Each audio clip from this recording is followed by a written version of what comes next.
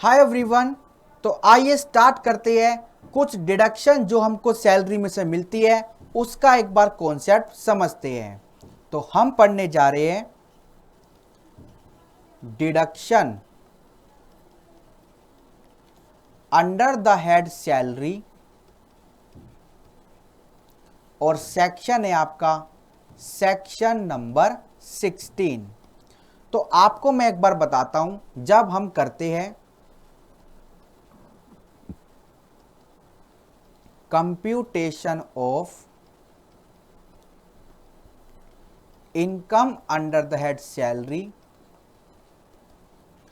तो इसमें हम सब चीज ऐड करते हैं, जैसे basic, DA, HRA, RFA, PF, gratuity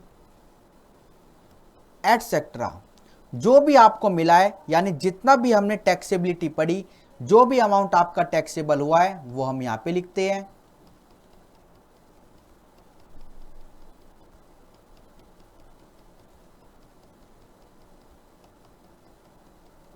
और जो ये सम आता है इसको हम बोलते हैं ग्रोस सैलरी। ठीक है। अब इस ग्रोस सैलरी में से हमको कुछ छूट मिल जाती है, क्योंकि इनकम टैक्स कहती है इतना टैक्स आपके ऊपर लग गया तो थोड़ी हमसे छूट ले लो, अंडर सेक्शन 16। तो एक आती है under section 16 sub section I ए, यानी कि आपको स्टैंडर्ड डिडक्शन मिलती है। स्टैंडर्ड डिडक्शन आपको मिलती है अप टू ₹50,000। तो वो आप क्लेम कर सकते हो, 50,000 तक की छूट आपको मिल जाएगी। फिर आता है अंडर सेक्शन 16 सब क्लोज 2। इसमें आपको जो वो अलाउंस मिलता है वो होता है एंटरटेनमेंट अलाउंस। तो ये सिर्फ गवर्नमेंट एम्प्लॉय को मिलती है।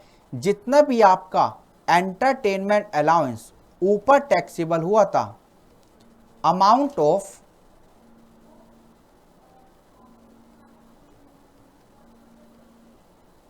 एंटरटेनमेंट अलाउंस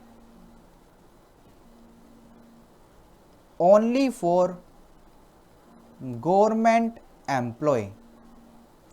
तो जितना भी ऊपर टैक्स लगा था गवर्नमेंट एम्प्लॉय पर, उसकी भी छूट मिल जाएगी। यानी जितना टैक्सेबल अमाउंट हमने सैलरी में जोड़ा था, नीचे आकर उसकी छूट मिल जाएगी। फिर आपका आता है under section 16 close 3।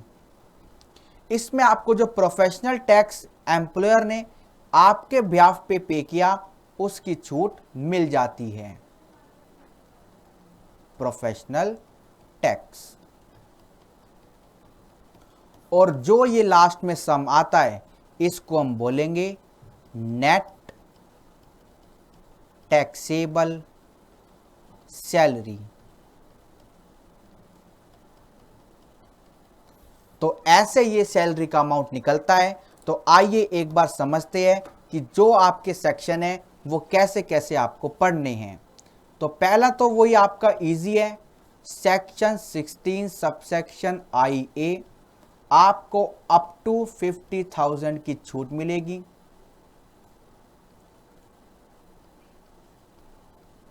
Standard deduction. ठीक है।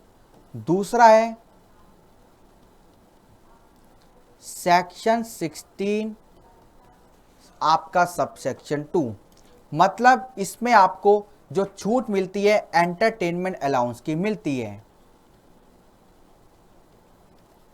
Amount related to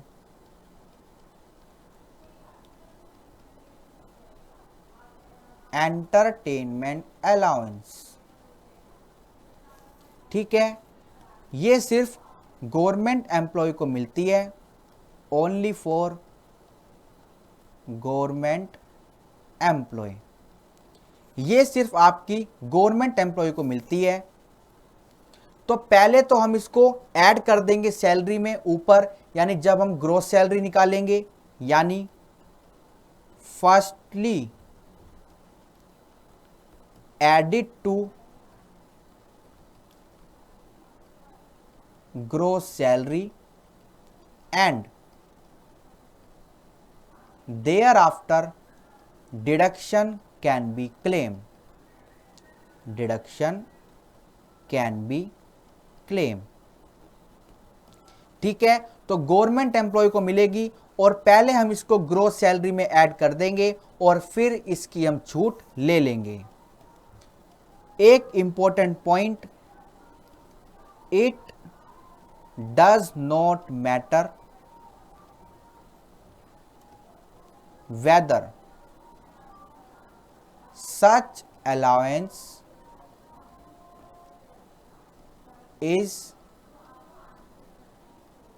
utilized or not. कोई भी फर्क नहीं पड़ता जो आपको ये अलाउंस मिला है, आपने इसको खर्च किया या नहीं किया, पर्सनल पर्पस पे किया या ऑफिशियल पर्पस पे किया, कोई भी मैटर नहीं है, गवर्नमेंट एम्प्लॉय को छूट मिलेगी मिलेगी. Amount of exemption shall be lower of following. अच्छा, छूट कितनी मिलेगी सरकारी एम्प्लॉय को वो एक बार लिखते हैं.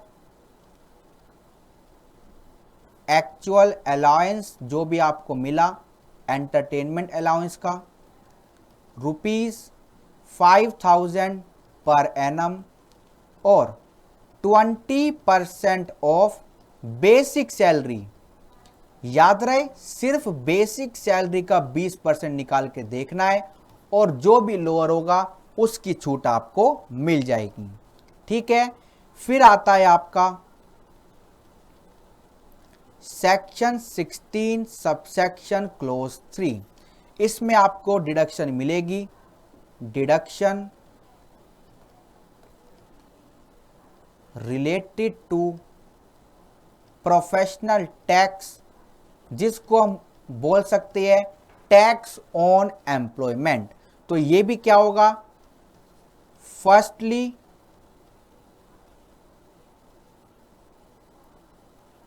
एडिड टू ग्रोस सैलरी, क्योंकि बेनिफिट तो हुआ है ना एम्प्लॉय को, तो हम सबसे पहले इसको ग्रोस सैलरी में ऐड करेंगे. Then deduction can be claimed on cash basis. याद रहे, कैश बेसिस पे आपको छूट मिलेगी बाय ऑल एम्प्लॉय और सब एम्प्लॉय को छूट मिल जाएगी. तो कैसे होगा, सबसे पहले ग्रोस सैलरी में ऐड करेंगे और उसके बाद आप इसकी डिडक्शन ले सकते हो. तो ये था हमारा टॉपिक. 3 छूट हमको मिलती है, कैसे मिलती है वो भी हमने देख लिया और प्रोविजन क्या है वो भी हमने देख लिए. Okay, thank you so much.